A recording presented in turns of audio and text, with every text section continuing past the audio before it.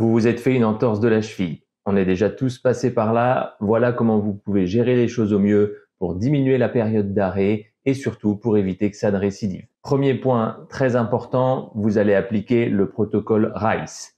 R pour repos, on arrête le sport, on diminue les activités. Si besoin, on prend une canne du côté opposé à la cheville blessée. I pour ice, vous allez glacer votre cheville jusqu'à 6 fois 20 minutes par jour. C pour contention, vous allez en fait porter une attelle spéciale pour les entorses de cheville le plus tôt possible. Et E pour élévation, vous allez garder votre cheville le plus haut possible pour venir drainer l'hématome et diminuer l'inflammation localement.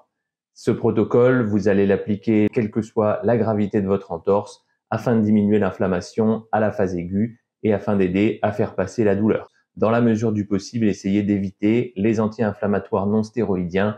Ils sont très efficaces pour faire passer les douleurs. Le problème, c'est que le côté anti-inflammatoire, ça a aussi un côté anti-cicatrisant et on sait que dans les 2-3 premiers jours, ça a tendance à limiter, à retarder la cicatrisation du ligament et c'est quelque chose qu'on veut éviter si vous voulez reprendre le sport aussi rapidement que possible. Deuxième point très important, va falloir faire en sorte d'avoir le bon diagnostic. C'est un truc que je dis à mes patients tous les jours.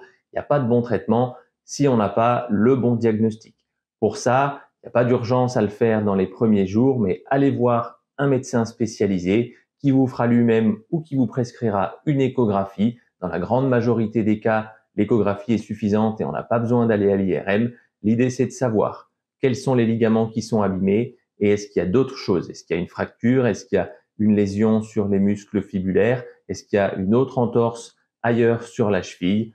Tous ces trucs-là, ça va changer la durée et ça va changer les modalités de traitement.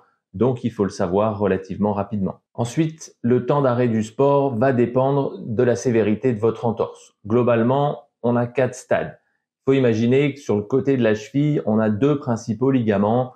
Le premier, le ligament antérieur, c'est le ligament talofibulaire antérieur. Et le deuxième, le ligament calcanéo-fibulaire. C'est toujours le LTFA qui sera abîmé en premier. Et si le premier est rompu, c'est le deuxième qui peut éventuellement être abîmé également. Le premier stade de l'entorse, c'est ce qu'on appelle l'entorse bénigne. Il y a juste un petit étirement de quelques fibres du ligament talofibulaire antérieur. Ça va faire mal pendant quelques jours.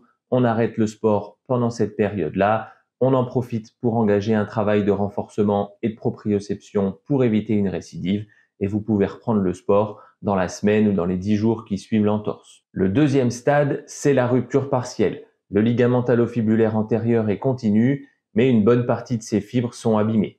Il va falloir immobiliser la cheville uniquement 2 jours pendant 3 semaines avec rapidement un travail de renforcement qui va s'engager et qui va devoir se poursuivre dans le temps. Vous allez pouvoir reprendre le sport environ 3-4 semaines après l'entorse avec un strap et sous couvert d'une reprise progressive. Là où ça se complique, c'est le grade 3, si le ligament talofibulaire antérieur est rompu et que le ligament calcanéo-fibulaire est normal. Concrètement, on a 2 options. Soit on joue la carte de la cicatrisation, auquel cas il faudra porter une attelle pendant 3 semaines jour et nuit et ensuite uniquement le jour pendant 3 semaines. Derrière, on engagera un assez gros programme de rééducation et on estime la reprise à 8 à 10 semaines de l'entorse. La deuxième option, c'est de se dire, tant pis, on joue pas la carte de la cicatrisation, je veux reprendre rapidement, même si mon ligament talofibulaire antérieur ne récupérera pas, auquel cas on traite ça comme une entorse bénigne avec une reprise à 10-15 jours une fois que les douleurs sont passées. La première option est évidemment la plus safe, mais c'est aussi la plus contraignante parce qu'on va immobiliser la cheville longtemps, du coup elle va se déconditionner et une fois que la cicatrisation sera faite, il va falloir réathlétiser la cheville et c'est pour ça qu'on a des délais aussi longs. En plus, ce qui est un petit peu délicat, c'est qu'on n'a pas vraiment de garantie sur la cicatrisation. Déjà parce qu'on n'a aucune garantie sur l'observance, étant donné qu'on va pas plâtrer la cheville, on n'est pas certain que le patient va bien porter son attelle jour et nuit et ensuite le jour pendant 3 semaines. Et ensuite, parce que parfois, on n'arrive pas à se prononcer sur l'ancienneté de la rupture de ce ligament. Si ça se trouve, vous avez fait une entorse dans le passé avec un ligament qui est rompu depuis longtemps et si c'est le cas, clairement, il cicatrisera pas. Dans la grande majorité des cas, on arrive à faire la part des choses sur l'échographie, mais il reste parfois une zone grise où on a du mal à se prononcer. Et si on choisit la deuxième option, il faudra plus que jamais engager un travail de renforcement et un travail de proprioception pour que les muscles et pour que le système nerveux compensent l'absence de ligament talofibulaire antérieur. Donc on pourra reprendre plus rapidement, mais il y aura quand même une rééducation prolongée à faire derrière pour éviter une récidive d'entorse qui sera éventuellement plus grave étant donné qu'il manquera un ligament. Et le dernier stade de l'entorse de cheville, c'est quand les deux ligaments sont rompus. Là, c'est pas négociable. Il faut faire une immobilisation jour et nuit pendant 3 semaines et une immobilisation le jour pendant les 3 semaines qui suivent, parce qu'une cheville où les deux ligaments sont rompus, c'est une cheville instable chronique à coup sûr qui va vous limiter dans votre pratique du sport. Dans certains cas, si la cicatrisation se fait pas comme on le veut, c'est là où on va discuter d'une ligamentoplastie, d'une opération de la cheville pour venir rétablir la continuité des ligaments et éviter une instabilité chronique. Maintenant, on va passer à la partie vraiment intéressante de l'entorse de cheville, à savoir le traitement rééducatif. Pour avoir une cheville stable, on veut 3 principaux trucs. Premièrement, il nous faut des muscles forts, principalement les muscles fibulaires, ces muscles du côté de la cheville qui vont venir protéger le plan ligamentaire externe en empêchant les mouvements d'inversion forcés. Deuxièmement, on veut une cheville souple parce que quand on fait un faux mouvement avec la cheville, le réflexe, ça va être de lâcher l'appui. Ça va être d'enlever le poids qui est sur la cheville de manière à éviter de la blesser. Pour ça, il faut une cheville avec une bonne flexion dorsale. D'ailleurs, on sait qu'une cheville raide, c'est une cheville qui va se blesser plus facilement. Donc, votre rééducation, elle va devoir inclure à visée préventive un gain d'amplitude en flexion dorsale pour éviter une récidive. Et le troisième truc, on veut une bonne proprioception. La proprioception, c'est concrètement l'équilibre et la réactivité de votre cheville. Ça se travaille avec des exercices spécifiques. On veut globalement que votre cheville soit capable de détecter et de réagir le plus rapidement possible quand un faux mouvement arrive. Dans un premier temps, on va essayer d'accompagner cette cicatrisation sans trop la gêner. Avec des exercices de contraction isométrique, on va essayer de maintenir la force, la trophicité musculaire.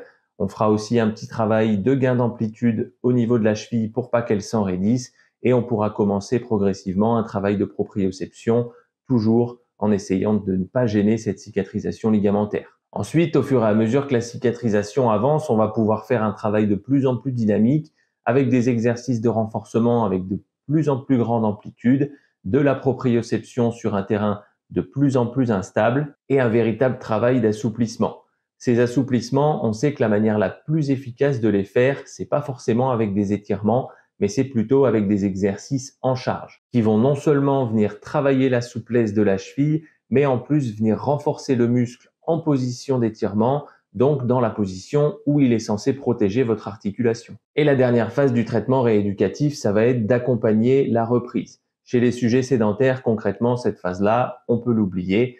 Et chez les sportifs, elle va vraiment être individualisée en fonction du geste sportif. On va pas rééduquer de la même manière un rugbyman qui va faire des changements de direction et des prises d'appui à grande vitesse et qui pourra prendre des contacts sur le terrain qu'un trailer qui lui pourra adapter son allure, mais par contre qui devra aussi s'adapter à un terrain souvent très irrégulier. Pendant cette phase, c'est souvent là aussi où on est un petit peu obligé de freiner les sportifs parce qu'ils sentent qu'ils vont de mieux en mieux et on sait qu'ils ont tendance à y aller un petit peu trop fort initialement et parfois à se reblesser dans les premières semaines, ce qui au final nous fait perdre énormément de temps. Et le dernier point très important qu'il faut garder en tête pendant sa rééducation, c'est qu'on arrête le sport, mais on n'est pas obligé d'arrêter toute l'activité sportive.